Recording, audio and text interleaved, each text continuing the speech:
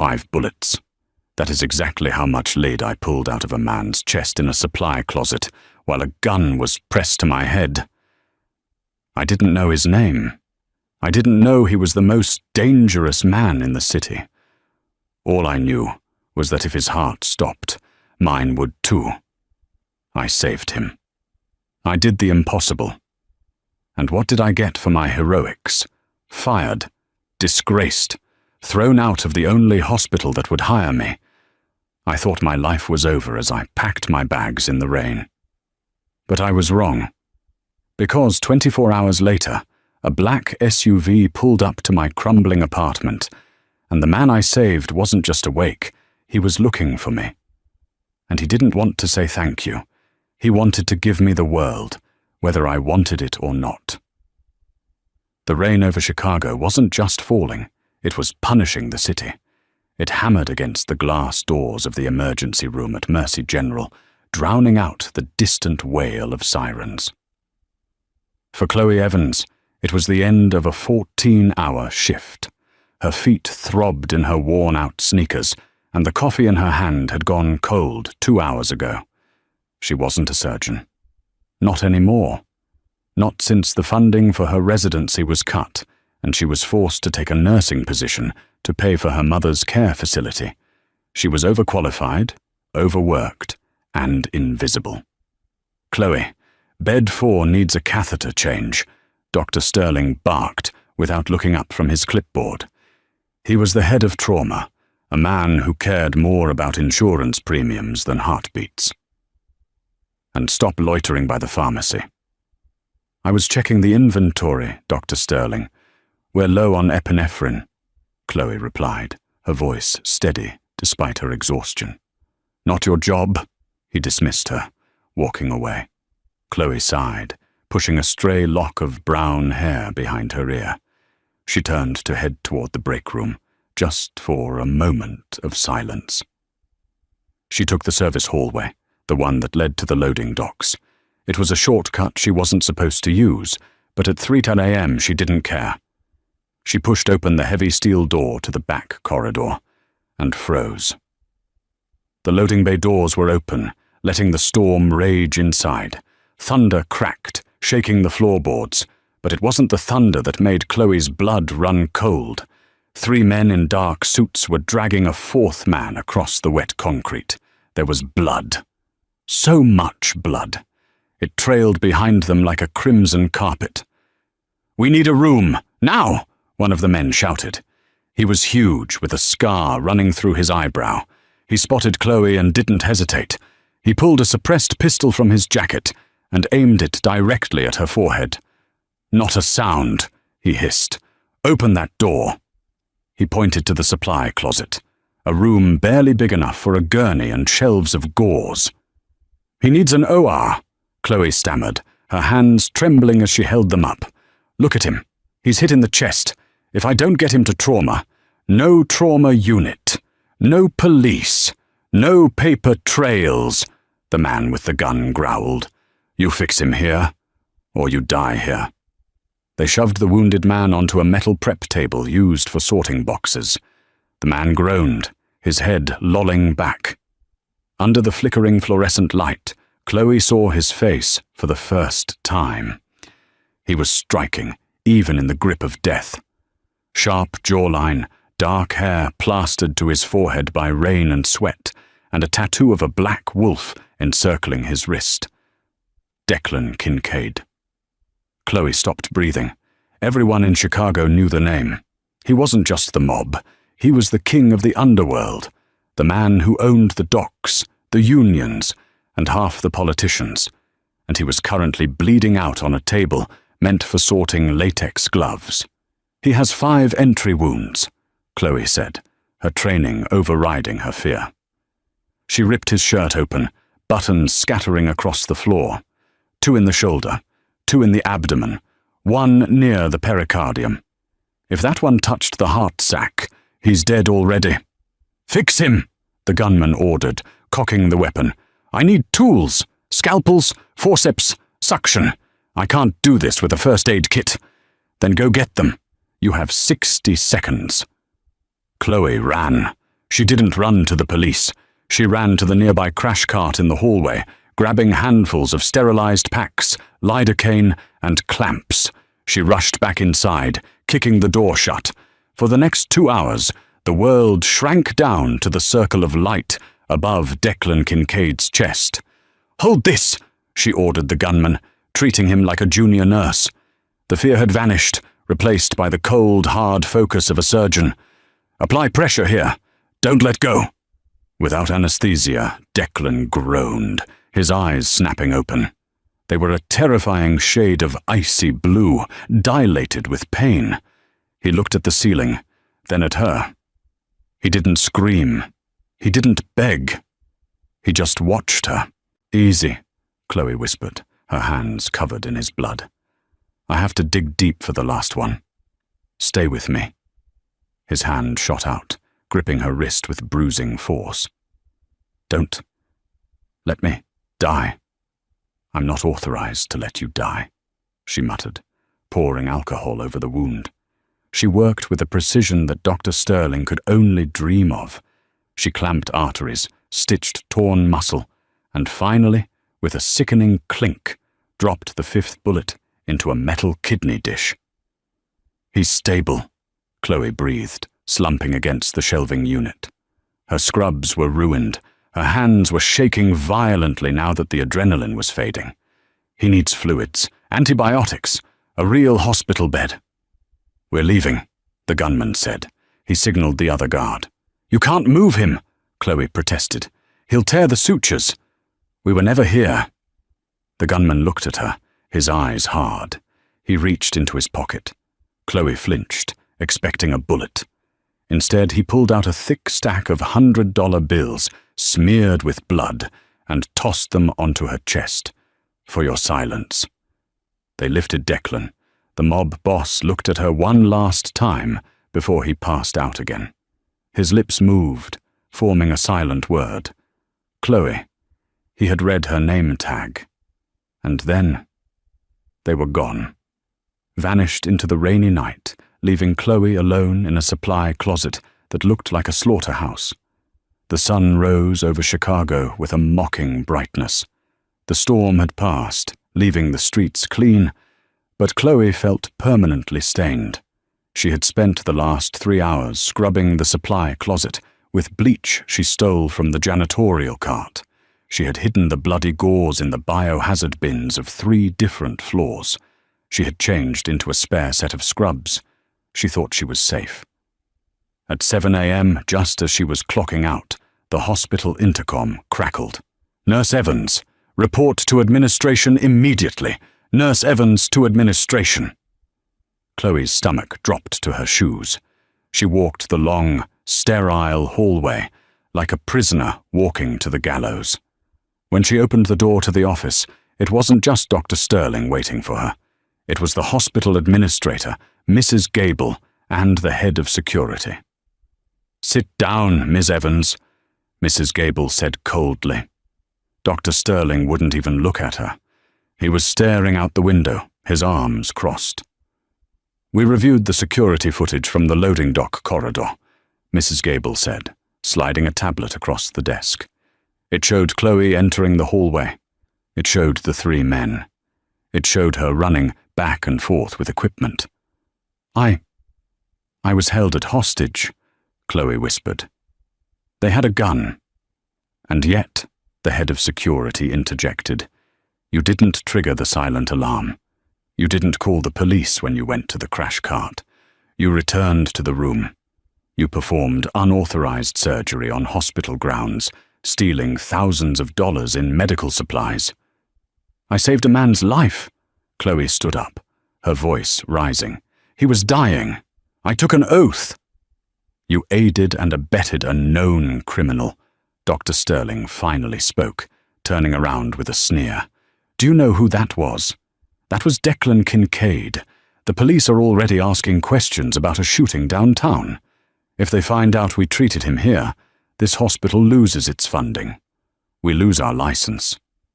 So you're firing me for saving a patient?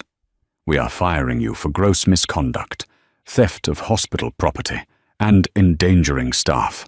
Mrs. Gable said, stamping a form. "You are terminated effective immediately.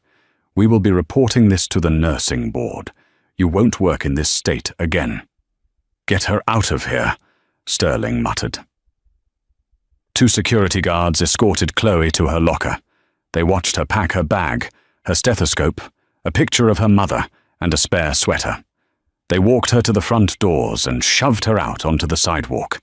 It was 8 a.m. Chloe stood on the curb, the city rushing past her. She had $42 in her bank account. Her rent was due on Tuesday. Her mother's care facility cost $3,000 a month. She walked. She walked for hours until her feet blistered. She ended up at her tiny, drafty apartment in the crumbling side of town, collapsing onto her sofa. She stared at the ceiling. It's over. I have nothing. She cried until she fell asleep, still wearing her scrubs. The sound of an engine woke her, a deep, powerful rumble that vibrated the floorboards of her second-story walk-up. Chloe sat up, confused. It was dusk. The room was bathed in orange light.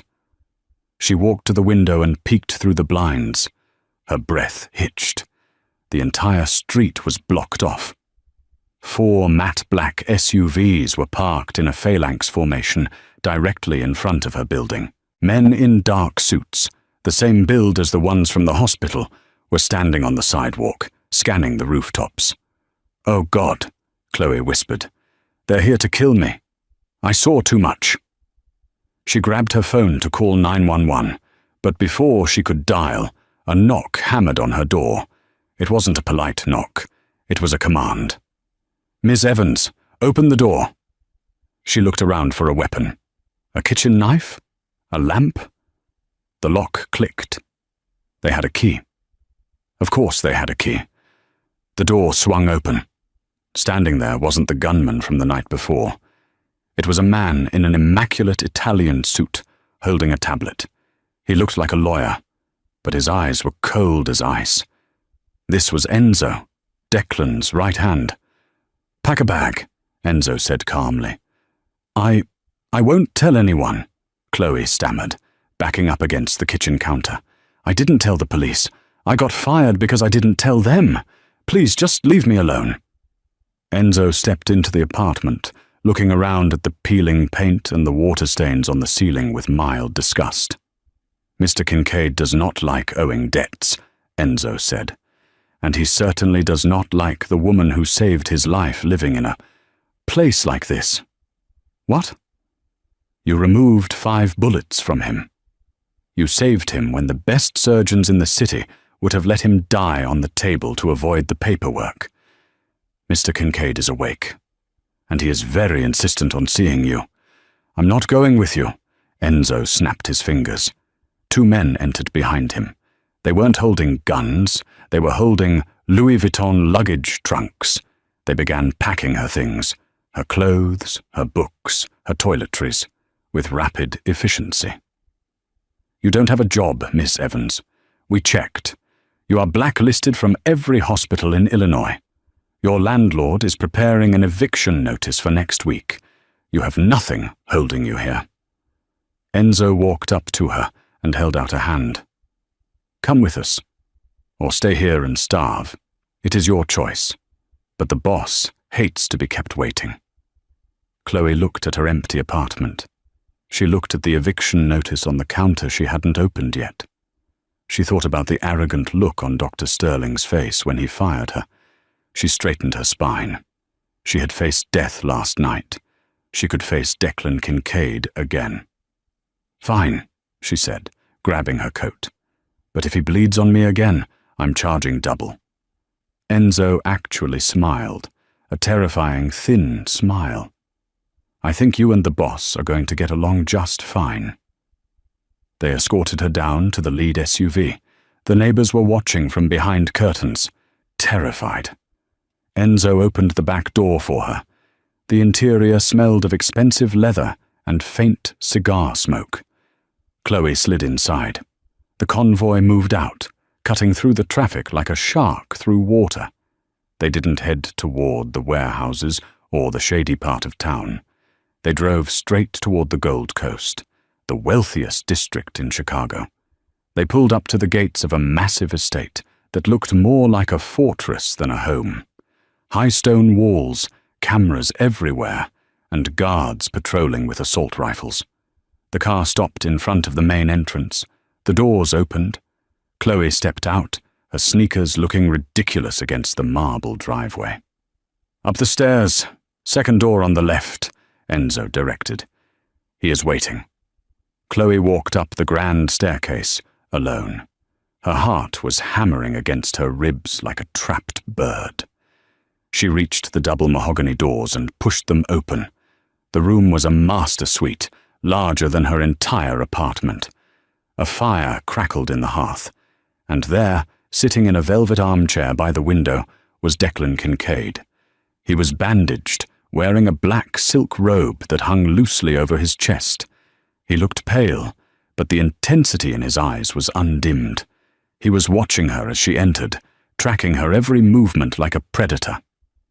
"You're late," Declan said, his voice a deep rasp that sent a shiver down Chloe's spine.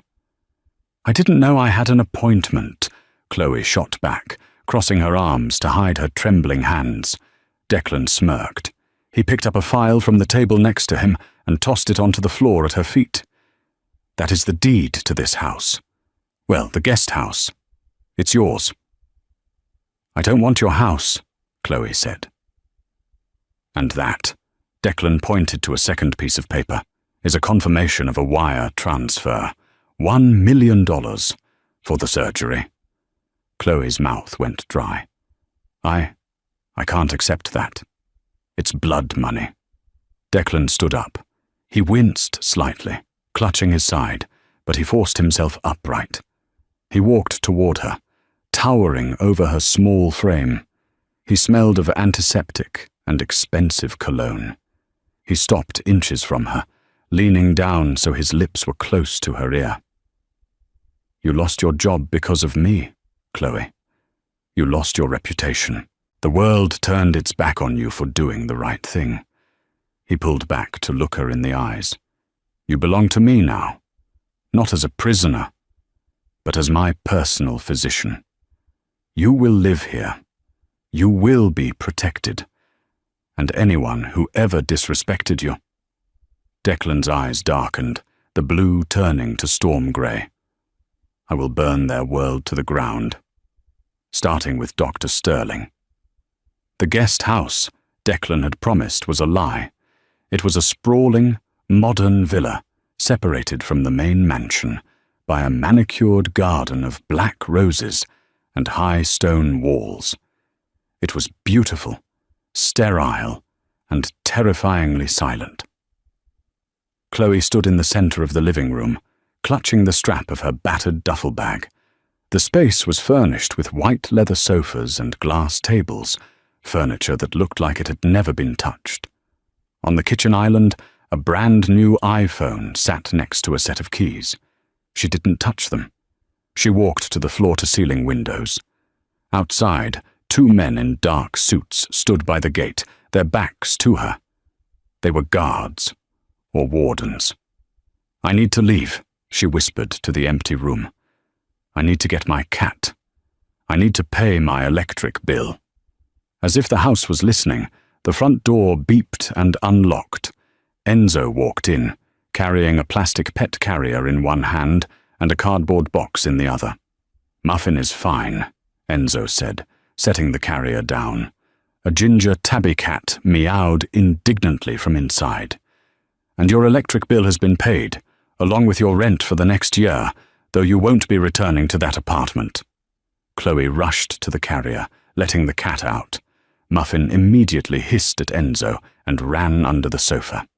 "You broke into my apartment again?" Chloe asked, standing up, her anger flaring over her fear.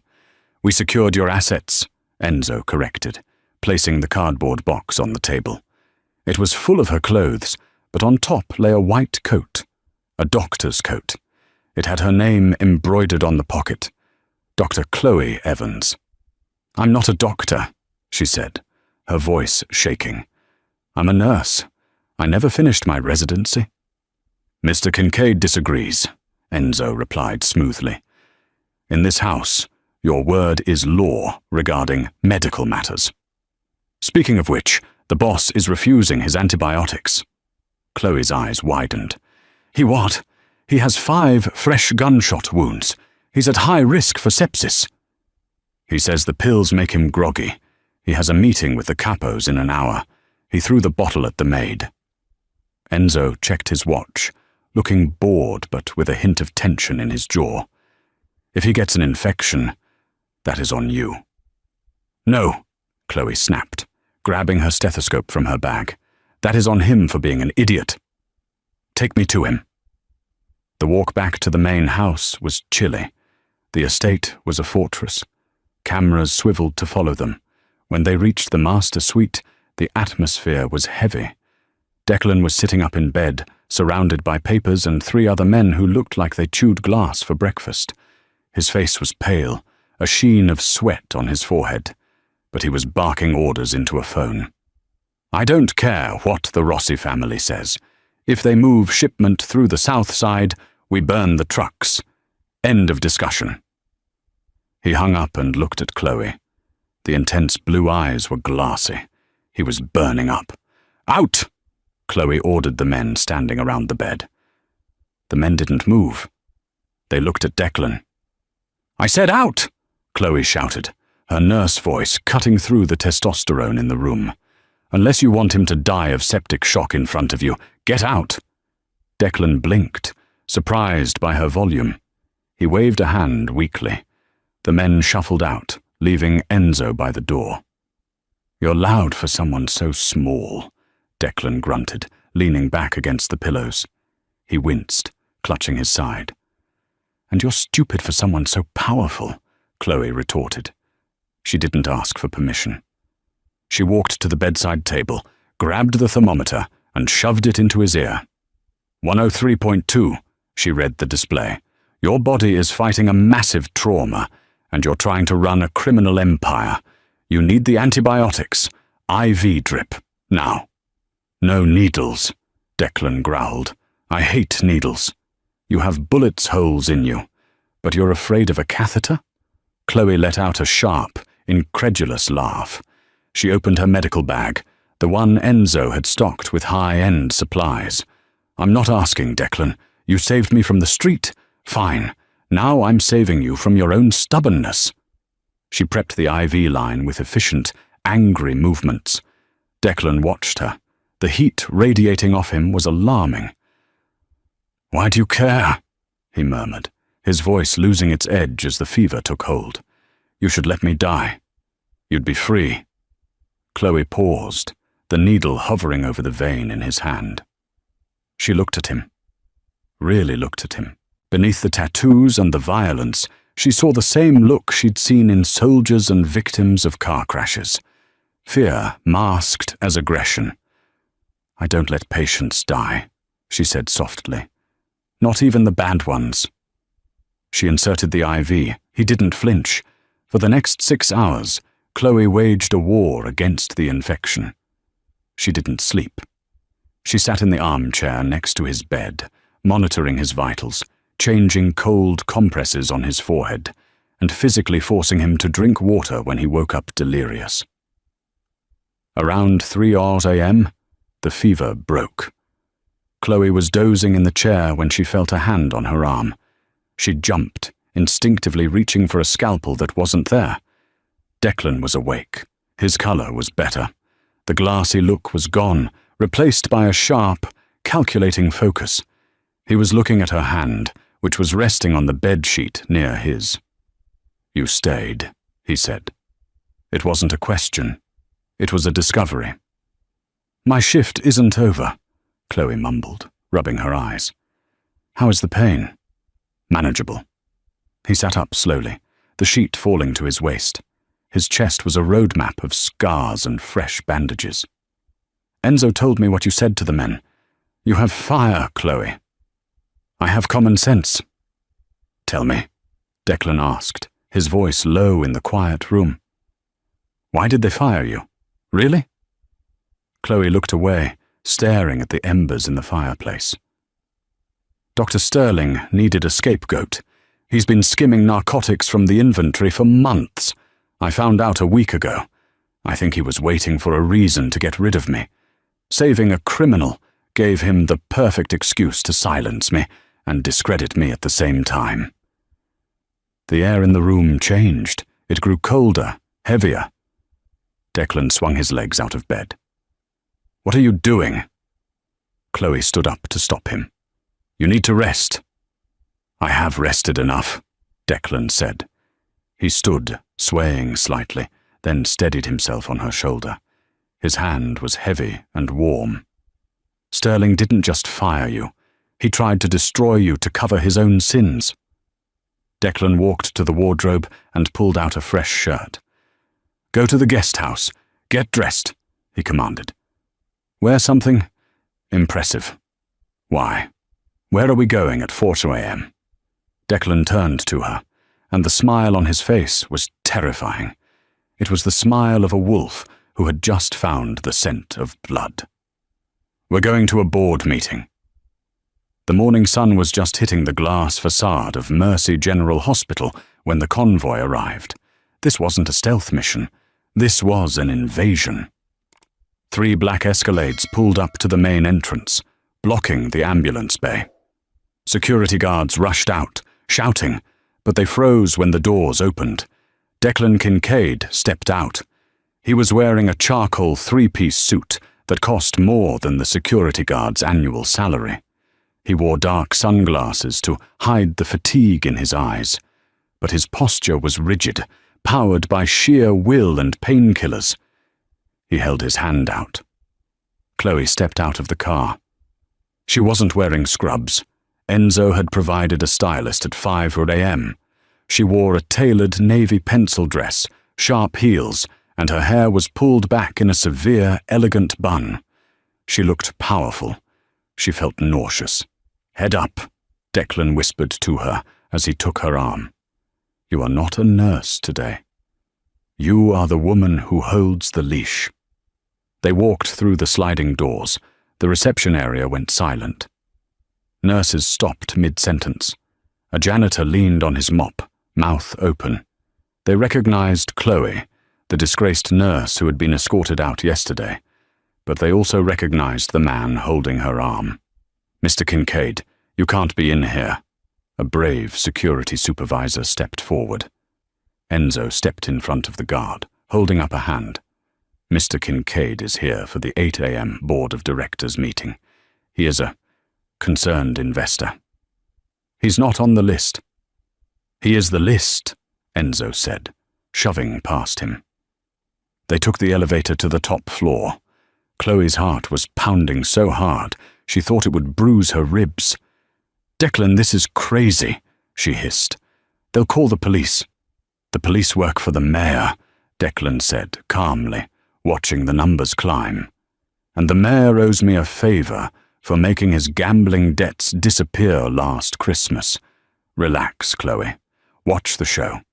The elevator dinged. They walked down the plush carpeted hallway to the mahogany double doors of the boardroom. Inside, Mrs. Gable, Dr. Sterling, and 6 other board members were seated around a long table, drinking coffee and discussing budget cuts. The doors banged open. Dr. Sterling dropped his coffee cup. It shattered, brown liquid splashing onto his expensive loafers. "Who do you think you—" Mrs. Gable started, standing up. Her face went pale when she saw Declan. Then it went ghost white when she saw Chloe. "Good morning," Declan said, his voice booming in the acoustic space. He walked to the head of the table. The chairman, an old man named Mr. Henderson, scrambled out of his chair as if it were on fire. Declan sat down. He gestured for Chloe to sit on his right. Enzo stood behind them, arms crossed. "This is a private meeting," Sterling stammered, though his voice lacked its usual arrogance. He was looking at Declan's chest, knowing exactly where the bullets had been. "I'm aware," Declan said. "I'm here to discuss the hospital's financial situation. Specifically, the pending acquisition of the new MRI wing. We don't have the funding for that, Mrs. Gable said nervously. No, you don't. Because Dr. Sterling here has been funneling the budget into an offshore account in the Caymans to pay for his addiction to high-stakes poker. Silence. Absolute, suffocating silence. Sterling stood up, his face red. That is a lie. This is slander. I fired this woman for incompetence, and now she brings a thug to threaten me? Declan didn't yell. He didn't even stand up. He just slid a manila folder across the table. Mrs. Gable opened it. Her hands shook as she flipped through the pages. Bank transfers, photos of Sterling exchanging pills for cash, time stamps. And, Declan continued, regarding Miss Evans, you claimed she violated protocol. But according to the hospital bylaws, Section 4, Paragraph 2, emergency triage performed to save a life when no other surgeon is available is protected under the Good Samaritan clause. You fired her illegally. Declan leaned forward, taking off his sunglasses. His ice-blue eyes bore into Sterling. I just bought the debt for this building, Doctor. The bank signed the papers an hour ago. I am your landlord. I am your creditor. And I am your boss. He pointed a finger at Sterling. You're fired. Get out of my hospital. Sterling looked around the room. The other board members were staring at the floor, terrified. No one moved to help him. You can't do this, Sterling hissed. Do you know who I know? Do you know who protects me? I know the Rossi family uses this hospital to clean their money, Declan said softly, dropping a bombshell that made the air leave the room. And I know you're their point man. Tell Luca Rossi that Mercy General is under new management, Kincaid management. Sterling's face twisted into a mask of pure hate. He grabbed his briefcase. As he passed Chloe, he leaned in. You think you won? He whispered. You just painted a target on your back, darling. The Rossis don't forgive. Enzo stepped forward, but Sterling was already storming out. Declan turned to the stunned board members. Ms. Evans is now the head of trauma surgery. She will finish her residency requirements under an expedited program, which you will approve today. Anyone who has a problem with that can resign. He looked at Mrs. Gable. Do we have a problem? No, Mr. Kincaid, she squeaked. Welcome back, Dr. Evans. Chloe sat there, stunned. She looked at Declan. He wasn't looking at her. He was looking at the door Sterling had just exited, his jaw tight. He was in pain. Meeting adjourned, Declan announced. He stood up, but his knees buckled. Chloe caught him before he hit the floor, sliding her arm around his waist. We need to go, she whispered. You're pushing it. They made their way back to the elevator. The adrenaline was fading, and Declan was leaning on her heavily. Did you mean it? Chloe asked as the elevator descended. About the job? I don't joke about business, Declan gritted out. You're the best doctor in this building. Now you have the badge to prove it. They walked out into the cool morning air. The security guards were now holding the doors open for them respectfully. Thank you, Chloe said softly. Don't thank me yet, Declan muttered, scanning the parking lot. Sterling's threat. He wasn't bluffing. They reached the lead SUV. Enzo opened the door. Crack. The sound was like a whip snapping. The side mirror of the SUV shattered. Get down, Declan roared. He didn't dive for cover. He threw his body over Chloe, tackling her onto the asphalt behind the engine block of the SUV. Ping. Ping. Thud. Bullets sparked off the pavement and punched into the metal of the car. Screams erupted from the hospital entrance. Contact left! Roof of the parking garage! Enzo shouted, pulling a submachine gun from under his jacket. The other Kincaid guards returned fire, a deafening cacophony of automatic gunfire in the middle of a hospital driveway. Chloe was pressed against the rough ground, the smell of oil and burnt rubber filling her nose. Declan was a heavy weight on top of her. She felt something warm dripping onto her neck. "Declan!" she screamed. "You're bleeding!" He lifted his head. He wasn't looking at his wounds. He was looking at her, his eyes wild and fierce. He pulled a handgun from his waistband. "Stay down, Chloe," he commanded. Dr. Sterling just made his resignation official. He rolled off her, rose to a crouch, and fired 3 precise shots toward the parking garage. The war had started, and Chloe was right in the center of the kill zone. The black SUV screeched out of the hospital driveway on 2 wheels, leaving a trail of shattered glass and smoke behind them. Enzo was driving like a man possessed, swerving through oncoming traffic to lose the tail. In the back seat, the situation was critical. "Pressure! Apply pressure!" Chloe screamed, her hands pressing down on Declan's shoulder. The new bullet had grazed his neck and lodged in the trapezius muscle. It wasn't fatal, but he was bleeding heavily, his blood soaking into the pristine leather seats and Chloe's new dress. "I'm fine," Declan gritted out, though his face was grey. He was trying to reload his handgun with trembling fingers. "You are not fine. You just tore your stitches and took a new round." Chloe snatched the gun from him and threw it on the floorboard. "Stop being a soldier for 5 seconds and be a patient. We can't go back to the estate," Enzo shouted from the front. "They know the route. They'll have a blockade set up at the bridge." "Take us to the safe house in Wicker Park," Declan ordered, his voice straining. "The industrial loft. No one knows about it except the inner circle." Enzo nodded and yanked the wheel hard to the right, drifting into an alleyway. 20 minutes later, they were in a freight elevator, rising to the top floor of an old textile factory. The loft was sparse. Brick walls, a single leather couch, and a medical supply cache that looked like it hadn't been touched in years. They laid Declan on the couch. Chloe immediately went into trauma mode. She ripped the expensive suit jacket off him, exposing the damage. "I need whiskey, a lighter, and those forceps," she ordered Enzo. "No anesthesia?" Enzo asked, wincing as he looked at the wound. "We don't have time," Chloe said, her eyes locked on Declan's. "Do you trust me?" Declan looked up at her. The pain was blinding, but his gaze was steady. "With my life." Chloe worked fast. She poured the alcohol over the wound. Declan hissed but didn't scream, and dug for the bullet. It was raw, brutal medicine.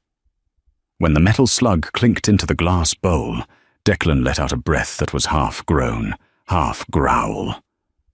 "You're good," he whispered, his hand finding hers. "Better than the butchers I pay a fortune to."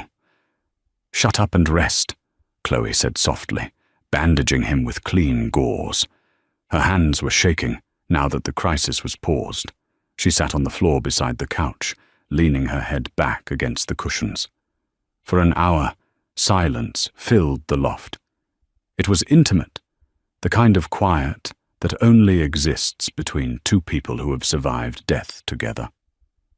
Chloe watched the rise and fall of his chest, realizing with a start that she wasn't just worried about her patient. She was worried about him. "Why did they attack?" Chloe asked quietly. "Sterling is a weasel, but he's not a killer. He doesn't have the guts to hire a hit squad." "Sterling didn't hire them," Declan said, his eyes closed. "He went to Luca Rossi. The Rossis have been trying to take the North Side territory for a decade. Sterling gave them the perfect opening. He told them I was weak, that I was recovering." Enzo walked in from the other room, his face pale. He was holding a burner phone.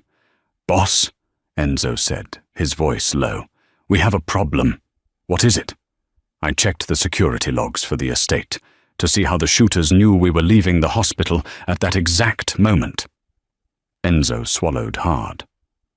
"Someone disabled the GPS jammer on the SUV from the inside before we left the garage." Declan sat up, ignoring the pain. "Who had access to the car?" Enzo looked at the floor, then at Declan. "Only 3 people, Me, you, and Marco. Marco. Declan's driver for 6 years, the man who picked up his dry cleaning, the man who drove his mother to church. Where is Marco now? Declan asked. His voice was terrifyingly calm. He disappeared during the firefight at the hospital, Enzo said. But I tracked his phone. He's at the warehouse district, at the Rossi meat-packing plant. Declan stood up. He swayed, and Chloe grabbed his arm. No, she said. You are not going there. You've lost a pint of blood. Marco sold me out, Declan snarled, pulling away from her. He sold us out. He almost got you killed, Chloe. I don't let that slide. You're in no condition to fight. I don't need to fight, Declan said, walking to a hidden wall panel and sliding it open to reveal an arsenal of weapons. He grabbed an assault rifle. I need to execute. Then I'm coming with you, Chloe said. Declan froze. He turned to look at her. Absolutely not. You stay here. I am the only one who can keep you upright if you pass out, Chloe argued, grabbing her medical bag. And besides, Sterling is going to be there, isn't he? If Marco is with the Rossis, Sterling is with them too. She walked up to him, her chin high. He ruined my life. He fired me. I want to see him fall. Declan looked at her with a mixture of awe and fear. He touched her cheek with a rough thumb. If you come, he whispered, there is no going back to your normal life, Chloe. Once you step into that warehouse, you are part of the family. You are part of the war. Chloe placed her hand over his. My normal life ended the moment I pulled 5 bullets out of you. The Rossi meatpacking plant was a rusted hulk of iron and brick on the edge of the river. It smelled of old blood and freezing water. Declan, Enzo, and 4 loyal enforcers who had met them en route approached the side entrance. Chloe stayed tight behind Declan. She wasn't carrying a gun. She was carrying a syringe filled with a sedative powerful enough to drop a rhino.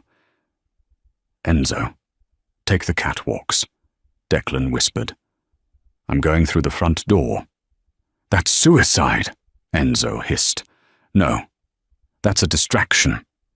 Declan kicked the metal doors open. Inside, the warehouse was lit by hanging industrial bulbs. In the center of the floor, surrounded by hanging hooks, stood Luca Rossi, a fat, balding man in a silk suit. Behind him was Marco, looking terrified, and Dr. Sterling, who looked triumphant. Declan, Luca boomed, spreading his arms. I heard you were dead, or at least crippled. You heard wrong. Declan walked forward, his rifle lowered, but ready. And you bought a lemon, Luca. My driver? Really? He couldn't even parallel park, let alone set up a hit. Marco flinched. Boss, I'm sorry. They threatened my sister. Save it, Declan said coldly. And you brought the nurse. Sterling laughed, stepping forward. He looked manic. The little hero. Did you bring her to patch you up after we finished the job? I brought her, Declan said, to watch you die. Luca Rossi snapped his fingers. 10 men stepped out from the shadows, guns raised. It's over, Kincaid. Hand over the territory, and I'll make it quick. Declan didn't move, but Chloe did. She stepped out from behind Declan's large frame. She didn't look at the guns. She looked directly at Luca Rossi. She squinted, tilting her head. You're dying, aren't you? Chloe said clearly. Her voice echoed in the silent warehouse. Luca frowned. What did you say, girl? The tremor in your left hand, Chloe pointed. The slight yellowing of the sclera in your eyes, and the way you're favoring your right leg. Liver failure. No, it's the kidneys. End-stage renal failure. You're on dialysis, aren't you? Luca went rigid. It was a secret he kept guarded with his life. Weakness was death in the Mafia. How? Luca stammered.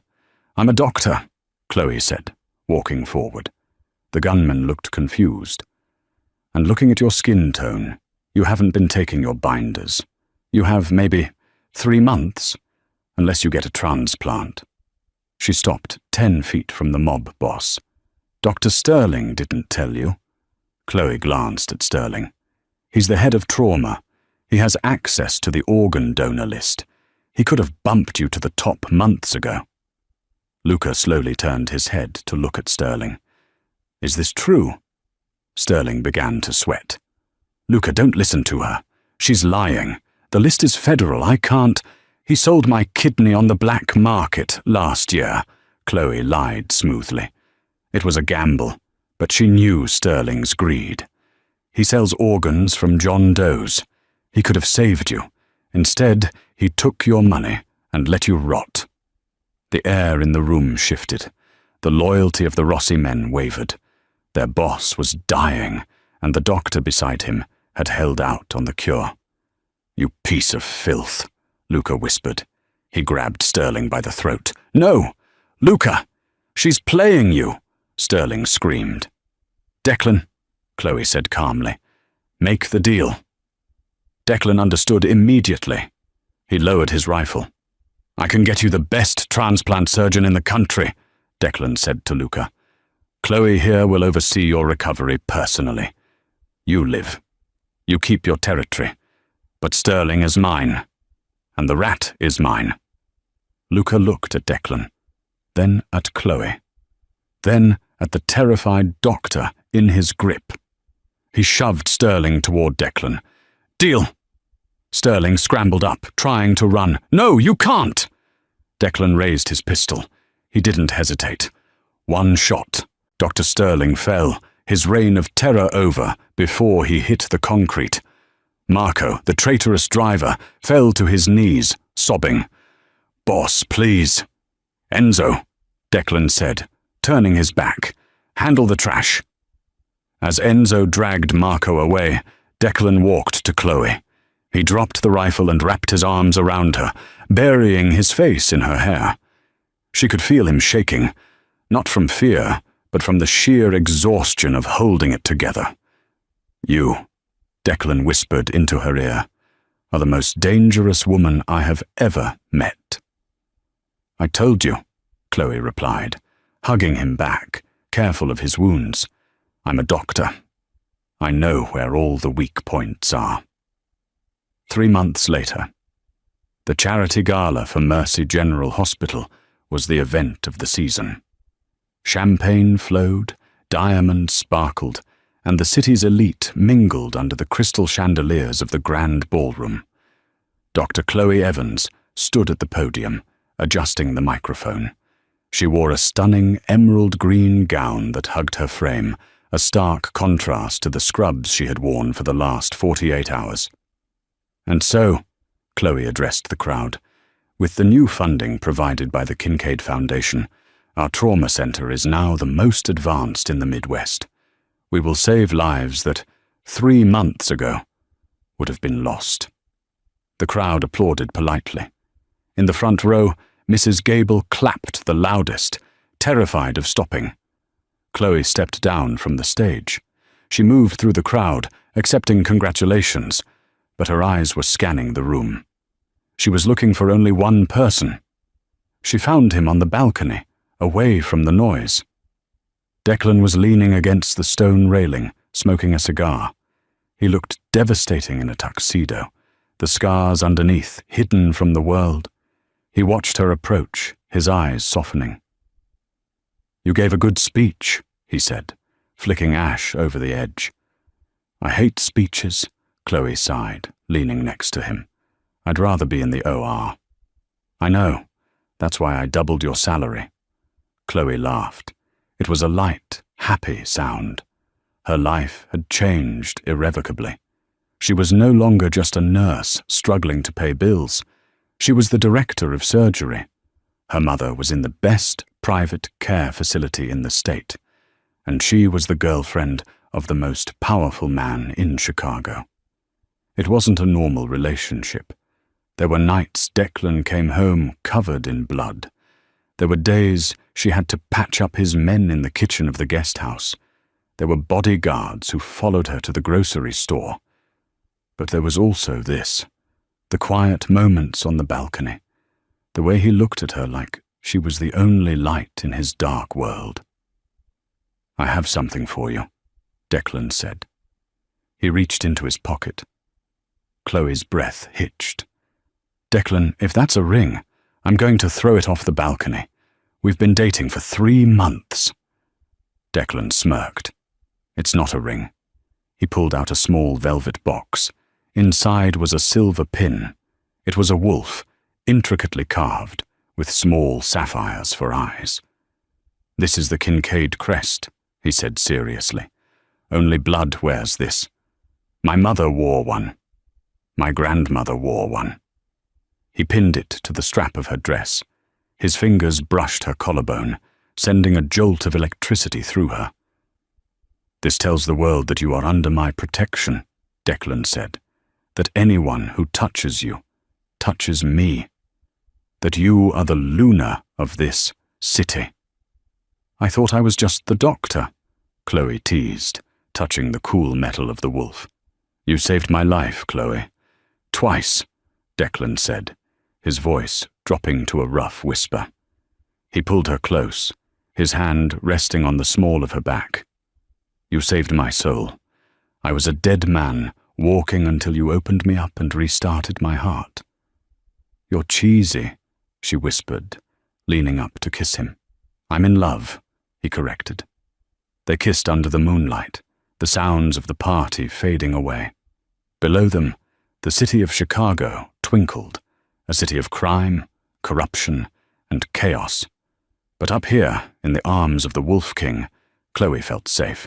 She had lost her job, lost her reputation, and nearly lost her life.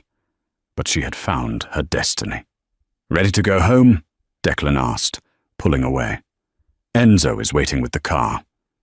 "Not yet," Chloe said, looking back at the hospital shining in the distance. "I have a 6 a.m. shift, and I think Mrs. Gable is trying to steal the shrimp from the buffet. I should probably stop her." Declan threw his head back and laughed, a true, deep laugh that echoed in the night. "God, I love you," he said. "I know," Chloe smiled. "Now, come on. Let's go shake down the mayor for a pediatric wing donation." She took his hand, the surgeon and the mobster, and led him back into the light. And that is the story of how Chloe Evans went from a fired nurse to the Queen of Chicago. What an incredible journey. I love how she used her medical knowledge to outsmart the rival boss in the warehouse, brains over bullets every time. If you enjoyed this story, please give this video a huge thumbs up. It really helps the channel. And tell me in the comments, would you have saved Declan in that supply closet, or would you have run for the police? I want to know what you would do. Don't forget to subscribe and hit that bell icon so you never miss a new story. We have a crazy new romance drama coming next week involving a billionaire and a secret baby. So stay tuned. Thanks for watching, and I'll see you in the next one.